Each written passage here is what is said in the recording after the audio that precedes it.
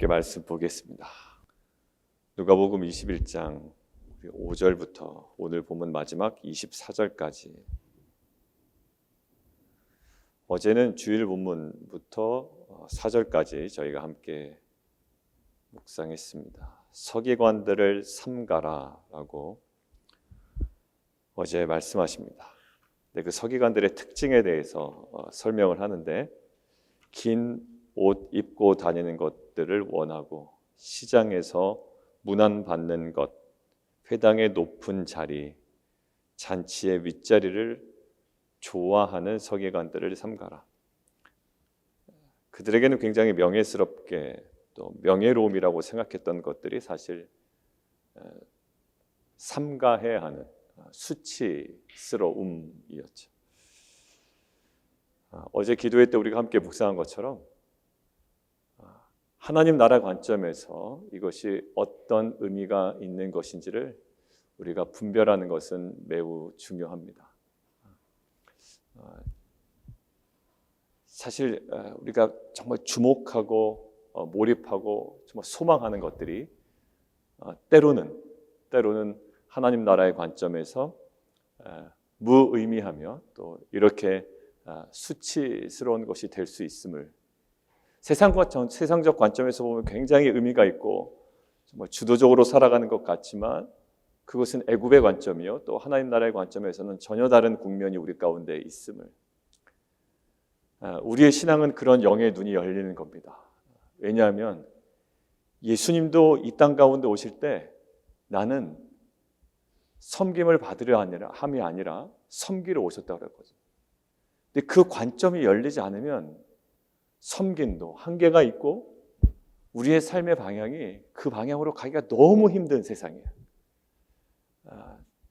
오늘 그 부분을 삼가라, 사람들이 오히려 동경하는 그 부분들을 삼가라고 했던 그 예수님의 그 말씀 속에, 그리고 예수님의 그 사역 속에, 그리고 십자가 속에 있는 그 진리를 우리가 정말 깨닫고 그것에 가치를 두고 마지못해 걸어가는 길이 아니라 영광스러움인 줄 알고 우리가 걸어가는 귀한 공동체 되기를 원합니다.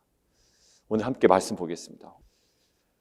오늘 본문 말씀은 예루살렘의 멸망이라는 역사적 성취뿐만 아니라 종말론적인 성취, 이 두 가지 목적과 그림을 다 내포하고 있습니다.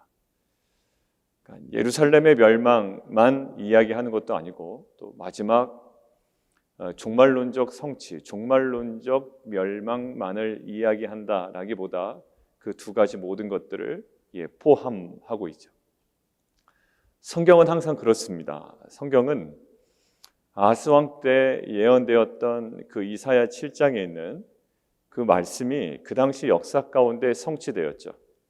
보라, 처녀가 잉태하여 아들을 낳을 것이니 그 이름을 임마누엘이라 하라. 이것이 아하스 왕, 그 당시 그 아람과 이스라엘의 그 연합군의 그 공격 때문에 굉장히 두려워하고 또 자기 방식대로 뭔가 대처하려는 그 아하스 왕에게 징조를 구하라라고 이야기하셨고, 나는 징조를 구하지 않겠습니다라고 하셨지만 내가 친히 너희에게 징조를 보이겠다. 그러면서 그 말씀을 하셨어요. 그러니까 역사 가운데 사실 그 말씀은 성취가 되었습니다. 그러나 그 말씀은 훗날 그 예수 그리스도의 이 땅 가운데 오신 마태복음에 다시 등장하게 되죠. 그리고 그것은 2차적으로 예수 그리스도를 통하여 성취됩니다. 그리고 제자들에게 그 임마누엘이라는 그 메시지는 계속 성취되어 왔고 지금 우리에게도 계속 그 성취되어 우리가 그 은혜를 누리고 있죠. 여러분들, 오늘 말씀은 어떤 역사의 그 마지막 때에 아주 디테일한 순서를 이야기하는 것 같습니다. 물론 그 맞습니다. 그런데 오늘 대부분의 내용, 분위기가 사실 어떠냐면 희망적이지 않아요. 왜냐하면 너희에게는 징벌의 날이라, 이 기록된 모든 것들을 이루는 22절에 보면 징벌의 날이고, 그 다음에 10절에 보면 민족이 민족을, 나라가 나라를 대적하여 일어나겠고, 큰 지진, 기근, 전염병, 무서운 일, 하늘로부터 큰 징조들이 일어나겠다. 옥에 끌려가겠고 또 박해를 받으려니와 뭐 여러 가지 많은 것들이 있습니다. 분위기가 사실 그렇게 희망적이지 않습니다. 자, 그런데 오늘 말씀의 제목처럼 저희가 그럼에도 불구하고 이때에 우리가 주목해야 되는 그 두 가지가 오늘 발견됩니다. 자, 오늘 문장을 가만히 보시면 5절부터 시작이 되었습니다. 그 돌과 허물로 꾸민 그 성전을 가리켜 말합니다. 그런데 뭐라고요? 돌 하나도 돌 위에 남지 않고 다 무너뜨려질 거다. 그럴 때 그들이 물어보죠. 무슨 징조가 있겠습니까? 그 징조에 관한 내용이 나와요. 미혹하는 자들이 나올 거다. 그런데 조심해라. 그들을 따르지 말라. 이 일이 먼저 있어야 된다. 그리고 그 징조를 얘기하시는데, 자, 큰 징조들이 이제 10절로 이어집니다. 그러니까 그 징조들이 그렇게 우리가 받아들이기 쉬운 일이나 또 우리가 소망을 둘 만한 일이 아니란 말이에요. 그 징조들이. 그런데 문장 구조를 가만히 보시면, 자, 민족과 민족이 나라가 나라를 대적하여 일어나겠고, 여러 가지 지진, 기근이 일어나겠고, 또 손을 대어 박해하고 넘겨주어 끌려가거니와, 자, 13절입니다. 끌려가겠지만이죠. 끌려간다. 너네 큰일 났다 이제. 이렇게 되는 게 아니라 끌려가거니와 라는 것은 뭘까요? 예, 전환입니다. 전환. 자, 근데 끌려갔다. 너네 이제 큰일 난 거야. 라고 이야기하는 건 끌려가거니와 그런데 거기 13절에 오늘 주목해야 되는 건 첫 번째입니다. 이 일이 도리어 너희에게 증거가 되리라. 무슨 의미일까요, 이게?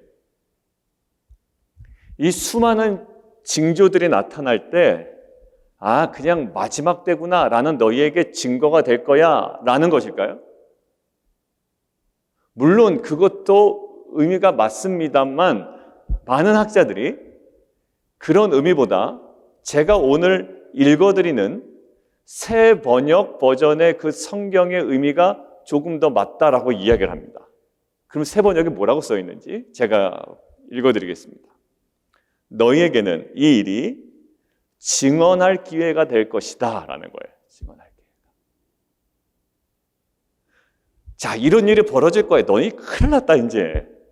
그게 아니라 그런 와중에서도 끌려가거니와 그런데 이거 주목해야 돼 너네. 뭐라고요? 너희에게는 그것이 증언할 기회가 될 것이다. 여러분들 이 그림 12절부터 13절을 가만히 읽다 보면 자연스럽게 떠오르는 성경의 한 장면이 있습니다. 제가 천천히 읽어드릴게요. 이 모든 일 전에 내 이름으로 말미암아 예수의 이름으로 말미암아 너희에게 손을 대어 박해한다. 떠오르는 장면이 사도행전에 나타나죠. 회당과 옥에 넘겨준다. 사도행전에 사도 바울과 베드로의 모습도 생각나요. 임금들과 집권자들 앞에 끌려가느냐. 사도 바울 마지막 예루살렘으로 들어오자마자 총독 앞에 임금 앞에 권세들 앞에 쓰죠. 그런데 그것이 어떤 일이 됩니까?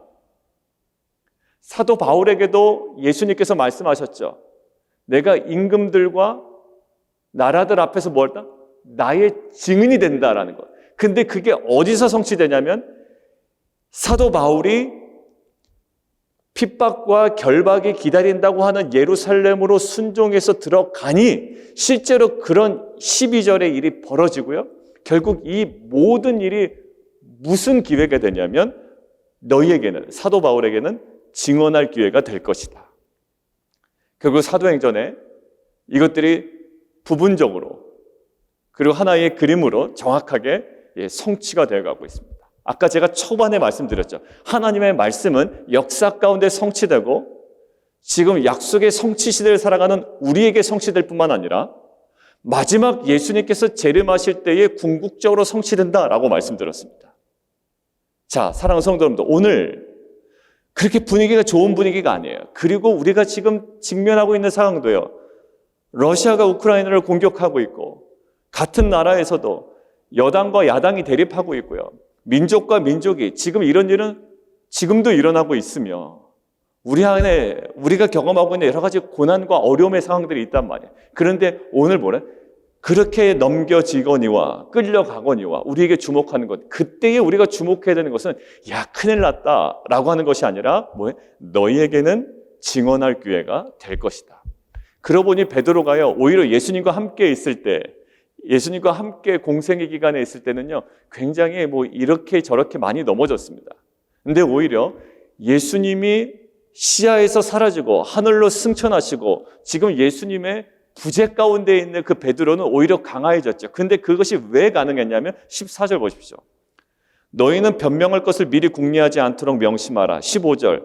내가 너희의 모든 대적에 능히 대항하거나 변박할 수 없는 구병과 지혜를 너희에게 주리라. 이것이 어디에서 성취됐습니까?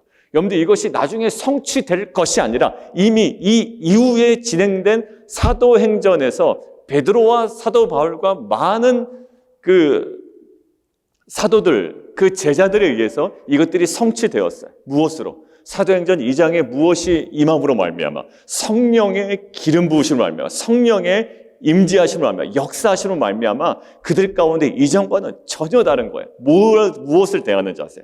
예, 고통과 고난과 핍박과 매질과 옥에 잡힘을 대하는 자세가 완전히 달라졌습니다. 오히려 그때 무엇이 이 너희에게는 증언할 기회가 되리라, 이것들이 성취되었다.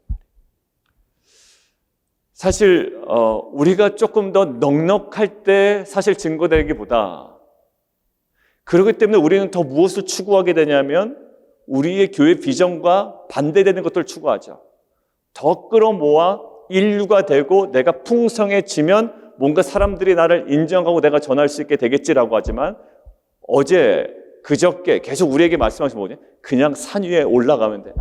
우리에게 주어진 것은 십자가, 예수님께서 무엇인가를 세력을 키워서 올라가신 것이 아니라 계속 상실과 결핍 가운데서도 어디를 계속 골고다로 올라가셨다고요. 아무것도 없는 곳에서.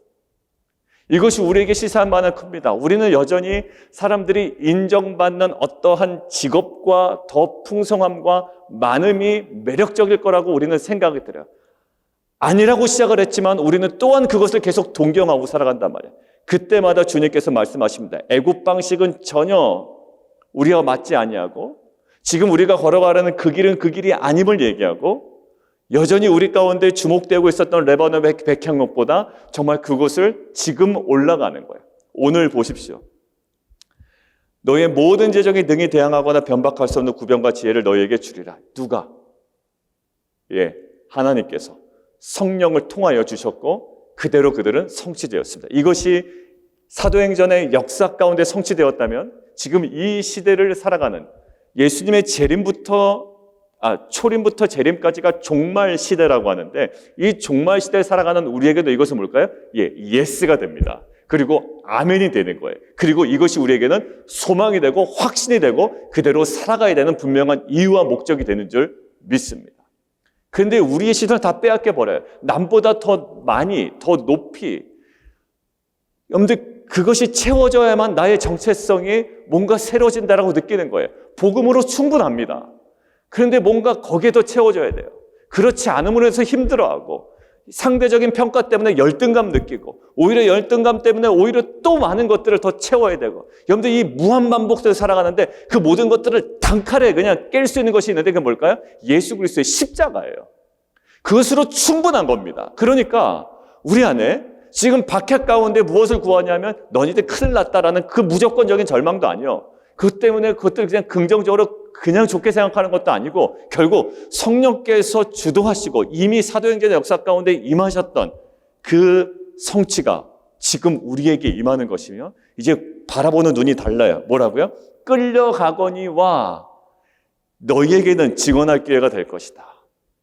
사랑하는 성도 여러분들, 이것이 그 고난을 대하는 이미 역사 가운데 성취되었고 우리 시대에도 지금 성취되고 있는, 그리고 궁극적으로 성취될, 우리가 주목해야 되는 한 분명한 그림이었던 거예요. 자, 두 번째 그림이 뭘까요? 자, 그 관점에서 다시 한번 문장을 볼까요? 또 그래도 어려운 상황이에요. 16절 바로 부모와 형제와 친척과 벗이 너희를 넘겨주겠다. 또 절망 모드거든요. 몇을 죽이게 하겠고 너희가 내 이름을 알면 모든 사람이 미움을 받을 것이다. 자, 13절로 그냥 끝나면 너무 좋겠는데, 그죠? 조금 더 가서 14절, 15절로 끝나도 좋겠는데 또 16절에 그 절망 모드로 쭉 들어가는 거예요. 자, 그런데 또 문장이 이렇게 됐죠. 미움을 받을 것이나, 그 두 번째 그림이에요. 자, 오늘 제목 잘 뽑았어요. 박해와 징벌의 때에 뭐예요? 기억할 주님의 말씀. 오늘 두 번째예요. 받을 것이나, 그럼 이제 거기 아까 얘기한 것처럼 너희에게는 증언할 기회가 될 것이다 라는 전환이 이루어졌죠. 자, 그럼 오늘 어떤 전환이 이루어질까요? 너희 머리털 하나도 상하지 아니하리라. 여러분들, 머리털 하나도 상하지 아니하리라. 어제 우리 남성들 그 월요반 이제 저희 집에 와서 이제 좀 같이 이야기 나누고 그러다가 오늘 본문 잠깐 이야기했어요.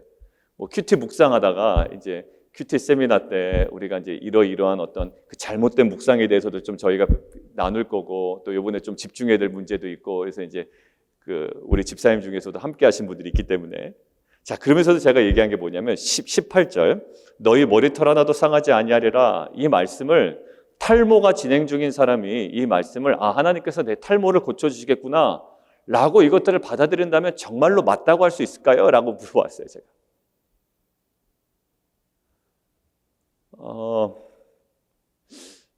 물론 성령께서 그렇게 말씀하실 수도 있겠습니다만 이 문맥은 그런 문맥이 아니에요. 탈모를 막아주겠다는, 너의 머리털 하나도 상하지 아니하리라, 이제 머리 빠르지 않겠구나, 그게 아니라 오늘 이 의미는 뭘까요? 보호하겠다라는 거죠. 근데 이 모티브가 어디서 나왔냐면 다니엘서 3장 27절에 나왔습니다. 제가 좀 읽어드릴게요. 다니엘 3장 27절에 어떤 배경이냐면 다니엘의 그 세 친구들이 풀무불에 넘겨집니다. 거기에 이제 빠지게 되죠. 그때 이렇게 돼 있어요. 마지막 장면이 어떻게 나오냐면 총독과 지사와 행정관과 왕의 모사들이 모여 이 사람을 봅니다. 나중에 봤는데 불이 능히 그들의 몸을 해하지 못하였고 머리털도 그을리지 아니하였다. 그러니까 머리털도 그을리지 않았다라는 것은 무엇을 의미합니까?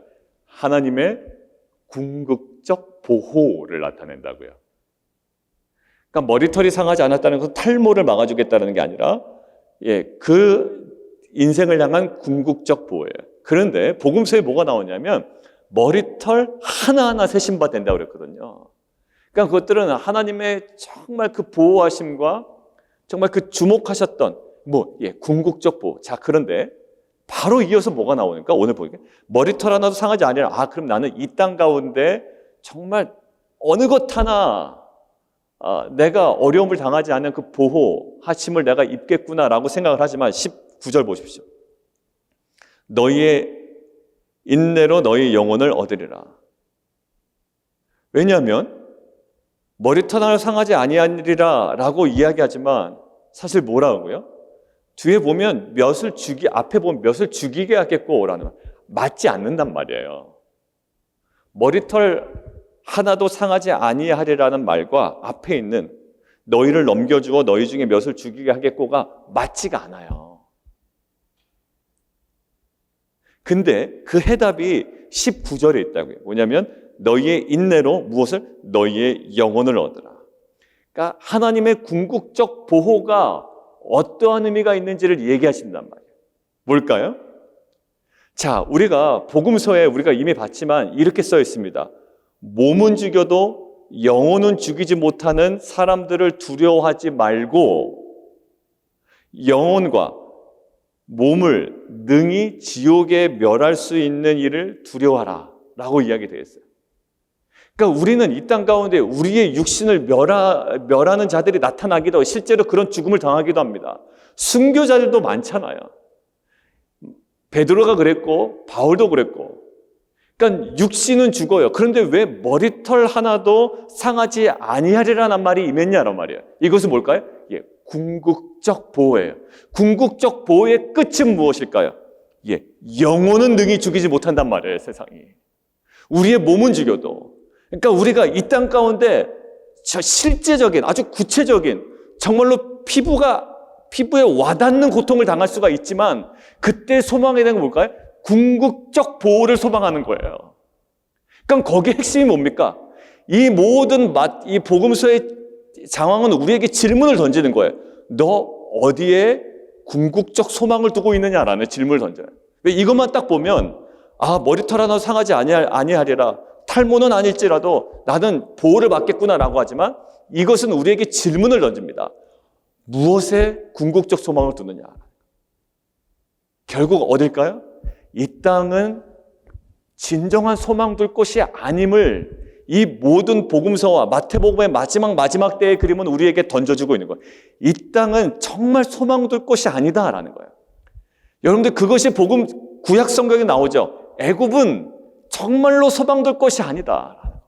근데 자꾸 돌아간다고 그러죠. 거기서 뭔가 유익을 얻으려고 그래요. 모세도 그랬잖아요. 거기서 왕국에 소망 두지 않아요. 오히려 자기 백성과 함께 고난받는 것을 애굽의 보화보다 더 큰 재물로 여겼다라는 거 아니에요? 그러니까 거기가 소망둘 곳이 아님을 깨달아가는 것이 이 신앙이라고요. 여러분들, 그래서 고린도후서 4장 17절에 이렇게 나와 있습니다. 고린도후서 4장 17절에 제가 읽겠습니다. 우리가 잠시 받는 환난에 경한 것이 지극히 크고 영원한 영광에 중한 것을 우리에게 이루게 하니미 우리가 주목하는 것은 보이는 것이 아니요 보이지 않는 것이니 보이는 것은 잠깐이요 보이지 않는 것은 영원함이라. 성경은 우리에게 계속 이야기하고 있습니다. 그리고 질문을 던지고 있는 거예요. 어디에 소망 두고 있느냐라고 이야기를 해요. 그리고 히브리서에서도 보면 히브리서 11장 36절에 이렇게 나와 있습니다. 여자들은 자기의 죽은 자들을 부활로 받아들이기도 하며 또 어떤 이들은 더 좋은 부활을 얻고자 하여 심한 고문을 받습니다. 그렇지만 구차히 풀려나기를 원하지 아니하여. 왜 그럴까요? 어디에 소망 두고 있냐라는 질문을 계속 던지고 있는 거예요. 히브리서도. 히브리서 뭐 얘기하죠? 아브라함은 약속의 땅에 들어가서도 분명히 약속의 땅임에도 불구하고 뭐예요? 장막치고 나그네처럼 살았다. 또 질문을 우리에게 던지는 거예요. 어디에 궁극적 소망을 두었던 자이냐라고 우리에게 질문을 던지는 거예요. 어디에? 더 나은 본향을 사모했다라는 거예요. 지금 이런 환란이 올 거예요. 사실 그걸 또 누가 이미 당한 겁니까? 사도 바울이 이미 당했어요. 예수님의 초림 이후에 베드로가 이미 당했고 사도 바울은 당했고 우리도 사실 당하고 있어요. 여러분들, 신앙이 확실하지 않은 사람한테 우리가 얼마나 조롱을 당합니까? 무슨 맨날 십자가 복음이라고 그러고 뭐 그것대로 살아간다고 그러고 이 세상이 얼마나 빠르게 진행되고 지금 시대는 흐르고 있고 첨단을 걷고 있는데 무슨 이런 소리를 얼마나 많이 듣는 줄 몰라요. 근데 그때 우리에게 계속 던지는 질문입니다. 어디에 소망 두고 있느냐라는 거예요. 아브라함이 분명히 하나님의 약속의 말씀을 듣고 약속 땅에 들어갔지만 그가 어떻게 살았냐라고 우리에게 던지고 있는 거예요. 그래서 히브리서 뒷부분, 어떤 이들은 조롱과 채찍질 뿐 아니라 결박과 옥에 갇히는 시련도 받았으며 돌로 치는 것과 톱으로 켜는 것과 시험과 칼로 죽임을 당하고 양과 염소의 가죽을 입고 유리하여 궁핍과 환난과 박해를 받았으니 이런 사람은 이 세상에 감당하지 못한다. 그들이 광야와 산과 동굴과 토굴에 유리하였느니라. 나중에 이제 신약시대에 우리가 배경으로 성지순례를 갈 기회가 있을 거예요. 여러분들, 그 갑바도기아, 정말 그 지하 동굴 속에 살았던 그들은요, 불쌍한 자들인가요? 아니요. 그것은 그들에게는 예수님께서 이 말씀하신 그들이 경험했던 그 핍박과 어려움 가운데서도 오늘 찬송한 그 가운데서 신앙을 지켜나갔던, 그리고 그 신앙을 지켜나간 그들의 모습은 오늘 예수님께서 말씀하신 말씀의 성취를 그들의 온몸으로 살아갔던 영광스러운 삶이었던 거예요. 여러분들, 그들에게도 계속 던지는 질문이 있었을 겁니다. 여기서 좀 뭔가 회복되지 않을까? 우리가 이 땅 가운데서 뭔가 이렇게 반대급부를 얻어야 되지 않을까? 아니요. 그들의 삶은 우리에게 질문을 던져요. 어디에 소망 두고 살아가느냐라는 거예요. 여러분들, 우리가 성지순례를 갔다 오게 되면 뭐 여러 가지 은혜 받는 포인트들이 있을 겁니다. 근데 우리는 사도행전을 통하여 사도 바울의 여정을 이미 많이 익숙하게 알고 있어요. 1차, 2차, 3차 전도행의 여정까지도 외우고 있다고. 이제 우리가 거기를 바라볼 때 우리는 또 다른 질문에 우리는 맞닥뜨리게 될 겁니다. 어디에 소망을 둘 거냐? 사도 바울이 이렇게 살아갔고 베드로가 그렇게 살아갔으며 선진들이 그렇게 살아갔고 지금 우리가 이 땅을 살아가는데 어디다 소망 둘 거냐라는 거예요. 오늘 메시지는 뭘까요? 너희 큰일 났다 이제. 이 메시지가 아니라 요한계시록의 수많은 심판과 마지막 그 하나님의 그 징벌의 때에 거기에 중요한 메시지는 뭘까요? 새하늘과 새 땅을 바라보는 거야. 맨 마지막에. 그러니까 그 그림을 통해 무엇을 봐라? 지금 이 땅의 어려움을 보는 거예요. 왜? 마지막으로 성취할 그림을 우리 가운데 보여주시는 거거든요. 궁극적 성취. 오늘 보십시오. 너희 머리털 하나도 상하지 아니하리라. 우리는 따질 수 있어요. 그런데 왜 죽임을 당합니까? 라고 하지만 그거 봐, 너희들. 마지막 소망이 어디에 두어야 되는지를 지금 잘못 캐치하고 있잖아. 이 땅에서 죽임당할 수 있어요. 사도 바울도 억울하게 죽임당했고 이사야도요. 결국 뭐 아까 얘기한 것처럼 톱으로 썰어서 죽임을 당했다라는 구전이 있고요. 전승이 있고 이사야 선지자가. 그럼 그들은 뭡니까? 라고 이야기하지만 이 질문을 던지는 거예요. 너 어디에 소망을 두고 있느냐? 여러분들 이 얘기하면 맨날 그냥 그쪽에 소망을 두라고 그러고 아니에요. 그것이 실제고요. 나중에 우리는 그것들을 보게 될 날이에요. 지금은 감추어져 있지만 그것들을 환히 볼 때가 되겠을 거예요. 이제 그것이 실제가 되어 더 나은 본향을 사모하며 이 땅 가운데 나그네처럼 살아갔던 아브라함의 신앙이 지금 이 시대에 필요한 신앙이라고 히브리서는 우리에게 강조하고 있는 거예요. 그리고 히브리서 11장은 그렇게 얘기합니다. 그 외에 수많은 사람들의 이야기를 내가 할 수 있으나 다 이야기하지 않겠다라고 11장에 얘기하죠. 그것으로 충분합니다. 여러분들 우리가 뭐 조금 더 무엇인가를 해보려고 했던 그 모든 것들이 사실 애굽적인 발상에서 나온 것들이 있을 수가 있어요. 그러니까 자꾸 헛다리를 짚는 거죠. 그 헛다리는 뭡니까? 그들이 보였던 발상에 애굽으로 돌아가겠다. 우리는 애굽으로 돌아가겠다를 너무 우리와는 다른 극단적인 모습으로 비교해서 우리는 그것이 아니다라고 생각하지만 우리는 어떻게 생각할까요? 나는 예수 믿지 않는 상태로 돌아갈래? 아니요, 그렇지 않아요. 여러분들 애굽으로 돌아가는 거는 그들이 하나님을 떠난다는 얘기가 아닙니다. 그 방식이 좋았다라는 거예요. 우리는 나는 그래도 우리는 애굽으로 돌아간다는 얘기는 하지 않지 않나? 아니요. 우리는 끊임없이 애굽으로 돌아갑니다. 십자가를 얘기하면서도 우리는 아니야. 조금 내가 돈을 더 벌고 이걸 좀 키워서 그럼 사람들이 저런 사람들이 인정해 주던데. 여러분들 거기에 매료되고 거기에 사무치고 또 다른 하나님의 말씀이 아닌 나의 어떤 그 뭔가 화려한 그림을 그리고 있다라면 그건 뭘까요? 애굽 방식으로 돌아가겠다라는 거예요. 그러니 그 지점을 못 들어가요. 산에도 올라갈 생각에 엄두가 안 나는 거예요. 산보다는 그게 더 화려한 것이고 그 섬기는 것, 주목받지 않는 그것, 섣불리 못하는 거예요. 사랑하는 성도 여러분들, 우리 안에 이것이 항상 도전입니다. 그러나 얘기는 그러나라는 반전이 오늘 2개가 있었어요. 그러나 뭐예요? 너희에게 증언할 기회가 될 것이다. 그런 너희에게는 머리털 하나도 상하지 아니하는 그 궁극적 보호하심이 올 것이다. 여러분 이 2가지 명확하게 환난과 고통과 마지막 때 우리가 기억해야 할 주님의 말씀, 이 2가지의 명확한 그림이 그 모든 현실의 어려움과 때로는 이해할 수 없는 고통 속에 이기는 우리의 힘과 능력이 되기를 주님의 이름으로 축원드립니다. 우리 함께 기도하며 나가도록 하겠습니다. 그러니까 우리는 애굽으로 돌아가겠습니다라는 이 묵상이 사실 뭐 예전에 불교 신자였다면 불교로 돌아가고 무신론자였다면 내가 하나님 믿지 않겠다는 돌아가는 그 극단적인 어떤 모습이 애굽으로 돌아가는 것이라고 생각하는데 사실 뭐 그렇게 묵상하지 않았죠. 근데 그거보다 더 아주 가까이 와 있는 거예요. 왜냐하면 그 방식이 너무 좋았던 것이고 우리도 마찬가지입니다. 십자가 그러지만 어느 순간에 우리 안에 불쑥불쑥 올라오는 것이 있어요. 아주 캐치하지 못할 정도로. 왜냐하면 그것이 아주 매력적으로 보이기 때문에 보암직도 하고 먹음직도 하고 지혜롭게 할 만큼 탐스럽기도 합니다. 그러나 우리에게 질문 던지는 거예요. 히브리서나 또 오늘 본문을 통해서 머리털 하나도 상하지 아니하리라. 근데 죽임을 당한 거거든요. 우리가 그 의문점을 가지고 이 본문 앞에 섰을 때 어디에 소망을 두었길래 이것이 맞지 않는다고 생각을 하느냐. 왜요? 인내로서 영혼을 얻으리라 라는 거예요. 육체적 죽임 당할 수 있고요.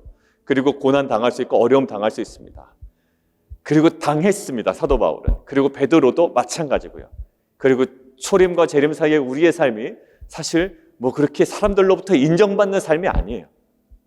막 사람들이 너 신앙 좋다라고 항상 우리를 칭송하는 삶도 아닙니다. 그것들을 감당해야 되는 거예요. 그렇지 않음을 감당해야 되는 것이 우리의 삶이에요. 근데 우리는 인정받기를 원하죠. 높아지기를 원하죠. 피해야 하는 그 서기관들의 모습처럼 회당에서의 높은 자리, 우리가 뭔가 십자가의 삶을 살아간다면 많은 크리스찬들과 세상들이 우리를 존경하고 어떤 그런 그림을 그리고 있지만 사실 그렇지가 않습니다. 어디에 소망을 두고 있느냐? 두 번째, 이것이 너희에게는 무엇이다? 증언할 기회가 될 것이다 라는 거예요. 오늘 하나님께서 우리에게 주신 말씀대로 오히려 이때에 증언할 기회가 아니라 우리가 숨어버릴 때가 있어요. 그러나 철저하게 예루살렘의 핍박과 결박이 기다린다고 하지만 갑니다. 왜? 증언해야 되기 때문에. 그리고 사도 바울이요 로마로 갑니다. 왜 갑니까? 관광하러 간 게 아니라 로마에서도 이처럼 증언하여 하리라. 근데 그때 제가 사도행전 말씀드릴 때 이처럼이 뭐라고요? 그때 결박당한 상태에서의 복음 전함, 그처럼 로마에서도 증언하여 하리라. 어떻게 됐습니까? 로마에서 가택연금 상태에서도 그는 어떻게 돼요? 복음이 증거됩니다. 어떻게? 거침없이. 사도행전 마지막 28절의 마지막 단어. 거침없이 복음을 전합니다. 어디에서도? 지금 결박되어 있는 상태에서도. 이것이 우리가 주목해야 되는 마지막 때를 살아가는 우리의 빛과 소금의 모습인 줄 믿습니다. 우리 함께 기도하며 함께 나가도록 하겠습니다.